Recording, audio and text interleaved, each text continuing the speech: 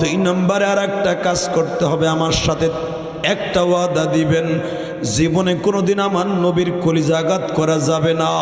তিন নম্বরে কোনোদিন সন্তানদেরকে সুশিক্ষায় শিক্ষিত করা ছাড়া বাবা দুনিয়ার থেকে বিদায়